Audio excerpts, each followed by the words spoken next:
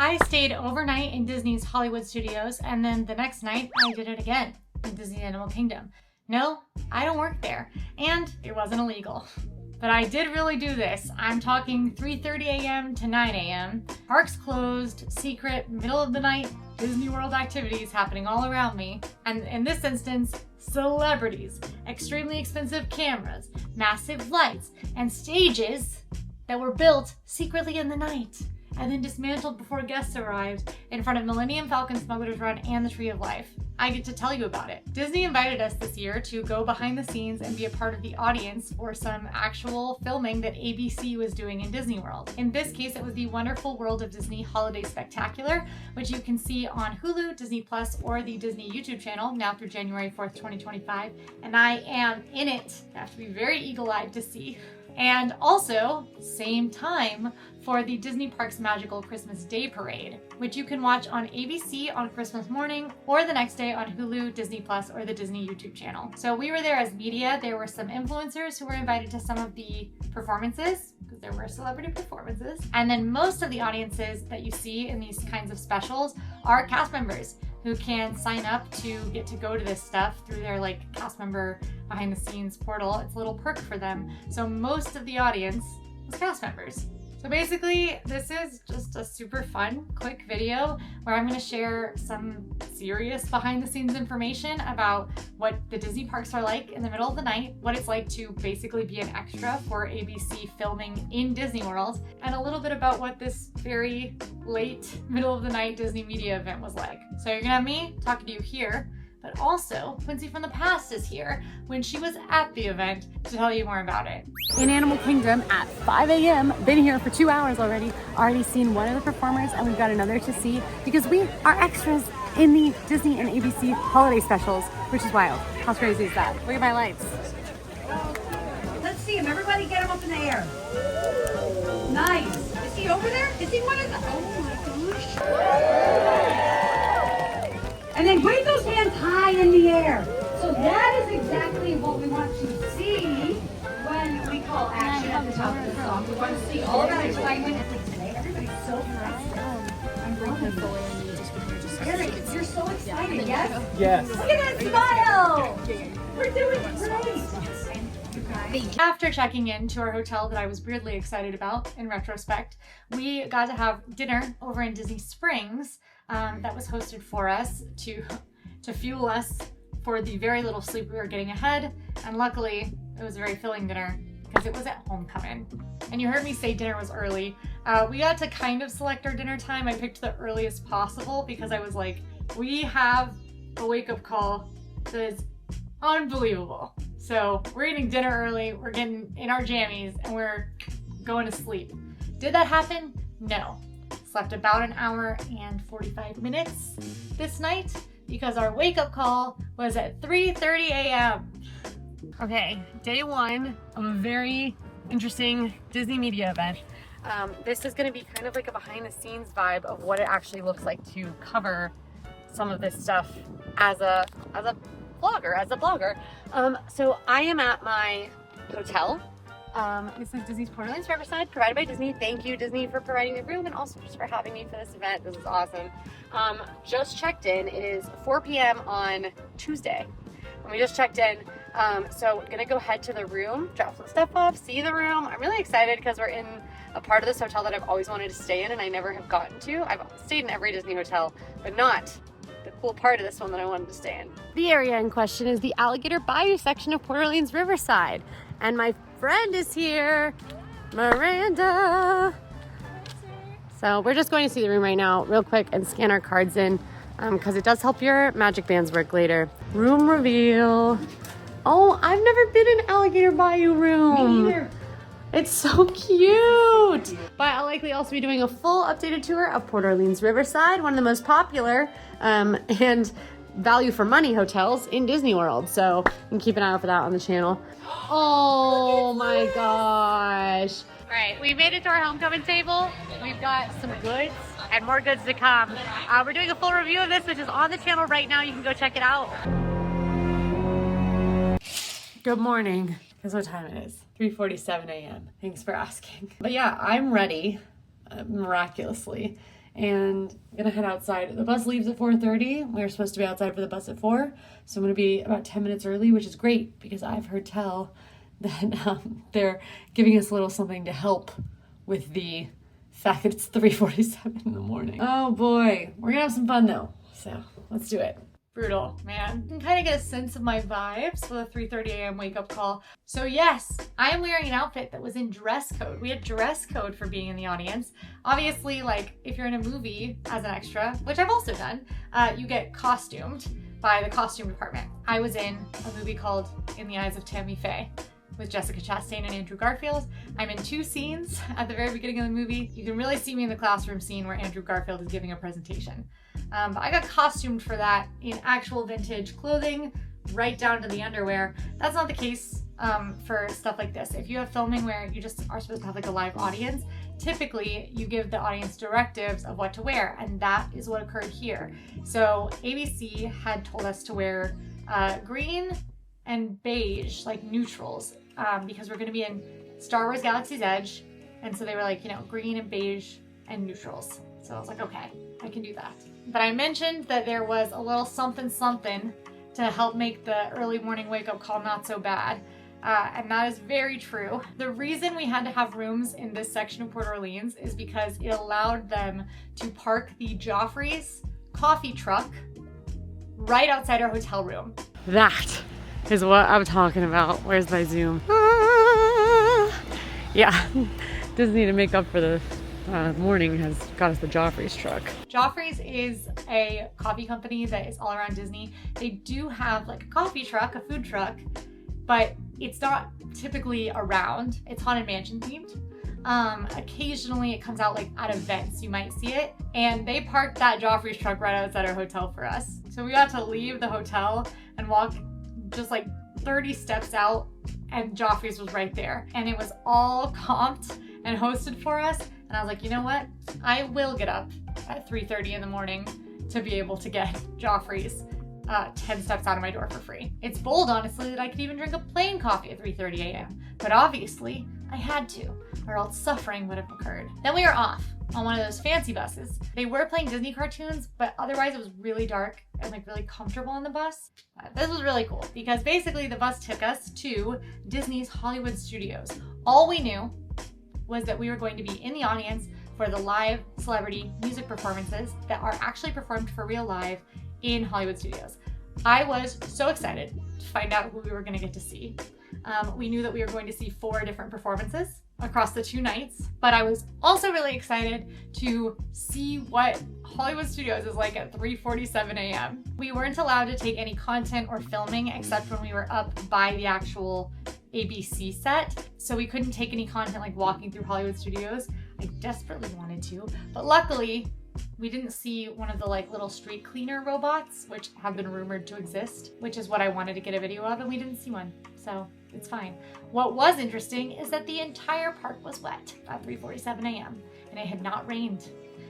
Every single pathway had been washed, and I believe they do this every single night because the entire park was wet. And I guess I did know that this is a thing because obviously the pathways are really clean in Disney World. And I have seen pressure washing happening in the middle of the night at Epic Universe, but that was around opening. Like, you know, I assumed it was kind of like a periodic thing. No, the whole park was wet. There's people washing this park in the night. So then we moved and we hung out in ABC commissary for a bit because they were still getting things ready over in Galaxy's Edge.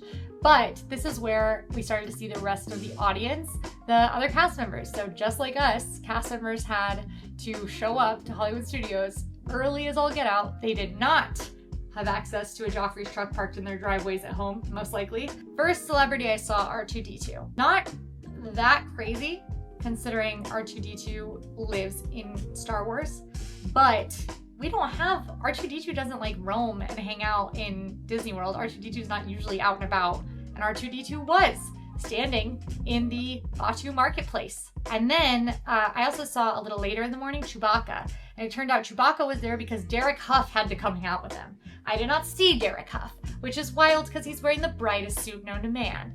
So somehow I missed the Derek Huff was over there. But we hung out sitting at the seating area for Ronto Roasters and listening to, no joke, the sound of power tools as they were still constructing the stage minutes before the shoot was supposed to happen. But I'll tell you, they did a good job. This stage looked awesome. It was like it looked permanent. It looked like there was a permanent stage in front of Millennium Falcon that they had just like cropped up overnight to be there.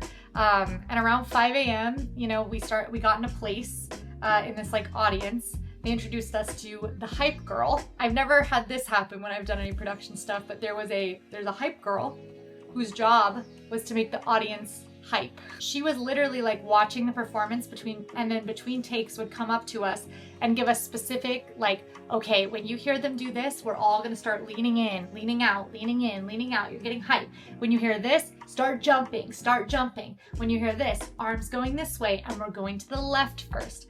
I tell ya, trying to get a bunch of Disney cast members and also Disney focused media and influencers to do choreographed dance, I pity that woman. Boy, was she doing her best. Finally, at 5 a.m., the artist came out, and it was Good Charlotte, the rock band from Australia with the twins as lead singers. I was not expecting this, but this was really cool, and actually I'm so glad it happened and even though I am not mega familiar with Good Charlotte, it was so cool to see a rock concert on a stage in front of the Millennium Falcon with live fireworks timed to the music. That is so cool. Like, obviously a lot of concerts have like pyro and stuff, but like fireworks shooting off above the Millennium Falcon. They sang a song called Fairy Tale of New York and they did it in their own rock version. It was hype. I love rock. This ruled. This was literally so much fun. They gave us all little lights for our fingers that we were supposed to dance with, which was cool. But the wildest thing about this was the scale of the production. There were massive, like, sweeping cameras on huge arms that were going above the crowds. There was a guy wearing this massive stabilized camera rig, and one of the takes was up on the stage running around Good Charlotte, and he had a guy on the ground whose job was to hold a little handle on his back and make sure he didn't fall with the very expensive camera. There were so many cameras. There was a full-on director who was there, like, talking to the artists and getting the vibes right with the lighting and everything. They did takes with and without the fireworks. Only did 3 takes. They only did 3 takes, and all 3 takes were shot very different ways. And then there were like huge like prompters with the lyrics for the artists to look at, as well as just like an insane number of crew who were there working on this. It was awesome. This was so cool to be a part of this audience, to get to see these performances, to get to be a part of the Holiday Spectacular, because again, if you look close, you can see me. And what's even wilder is they filmed both the nighttime holiday special from December 1st at the same time as the daytime holiday special for Christmas Day. And the way they did that is that one performance happened at night, and then they completely changed everything out on the stage for a second performance to happen in the daytime. The night ones went in the first special, the day ones went in the second special, and we filmed one of each night. So we sat at Ronto Roasters for several hours. I think about 2 hours. We sat at Ronto Roasters until Coco Jones came out at 7:30 a.m. for her performance. This one was a lot chiller. It was kind of a slower song. So Coco Jones came out at 7:30 a.m. for her performance. Again, all the vocals were live. So this was like seeing artists live in very small, intimate audiences in the craziest venue I've ever seen, which was in front of the Millennium Falcon. It was daylight. It was the same crisp 3 takes. And then as soon as it was done, they started getting that out of there. Because it was, 8:30 at that time. People were starting to come into the park, and they were just very quickly getting everything out of their scissor lifts and massive cameras. Everyone was clearing out as fast as you wouldn't believe. It was so cool. I also cleared out quickly because they put us on a bus and took us back to the hotel, and I was going back to sleep because 1 hour and 45 minutes is not enough sleep. Then night 2, even earlier. Animal Kingdom opens earlier, and this set wasn't in the back of Animal Kingdom. It's like right front and center in front of the Tree of Life. Obviously, hit the Joffrey's truck again, hit the bus. Then Animal Kingdom at night. It was also wet, as if it had just been pressure washed. That is so wild to me. These parks are huge. I can't believe they're washing them like that. We get into Animal Kingdom. We're given like special merch because they wanted us wearing specific stuff. So we had our dress code here, which was a little bit different. And then we also were given big light up necklaces, and later I ended up in some ears. Everybody was wearing the same ears. My favorite part about this was eavesdropping on the director because he was so funny. He at one point did pretend to be the artist because they needed a stand-in because she wasn't out yet, and that was so funny. Also, the hype girl really was working her tail off. I don't know how many cups of coffee this woman had to have this much energy at this time, but it made a huge difference to the audience, I gotta say, because the first take with every performer, everyone was kind of standing there like statues, and then hype girl got up there and suddenly everyone's living it up. Looks like they're having a great time. So she was doing a good job. Again, just 3 takes here. First one, 4 a.m. Coco Jones comes back out this time for Silent Night. She sings with a whole choir, a local choir, which was really cool. They were all very talented, and again, all sung live. No fireworks at this one because there's never fireworks at Animal Kingdom because it scares the animals, but beautiful lighting and Christmas trees. Oh, it was gorgeous. Then there's gonna be an even longer wait than last time between the 2 sets because the early one was so early. So we ended up getting a bus ride back to the hotel, and I spent an hour looking for a good vending machine because I was so hungry. And I found one. Pro tip if you're in Port Orleans, in the laundry room, I found a good vending machine that had Pop-Tarts in it. And then we went back to Animal Kingdoms. We're just ping-ponging in and out. At this point, early entry had started. So you can see with us walking in, there are tons of guests walking in who are seeing this stage in front of them. But by the time we walked up, the artist was already out. Mariah the scientist in the most beautiful dress I have ever seen. She looked so good. So we got to see another performance from her, and they stuck strict to 3 takes. I'm telling you, even when there were flubs, they still did the 3 takes. They were like, we'll use the good one. And as soon as they cut us, it was getting pretty close to the actual park opening. Lots of guests are already in the park, and they start doing the dismantling. I was watching this team come in and taking ornaments off the trees. That is so wild because they had to package every ornament so nicely so it didn't break.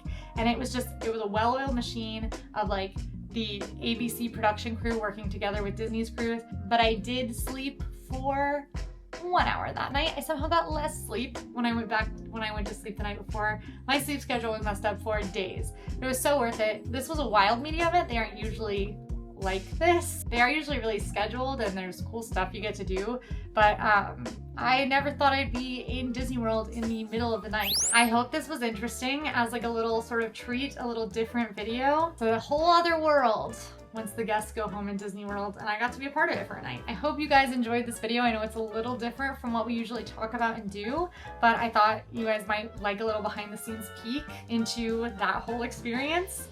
Remember to check out those holiday specials. Thank you so much again to Disney and ABC for having us in the audience, and make sure you are watching those holiday specials and looking for some red hair. But if you are still here, go ahead and give this video a like and subscribe if you haven't already, and drop the secret code in the comments so we know you made it. And we upload tips and games and videos about it all week because we're pretty serious about fun. I'll see you guys next time.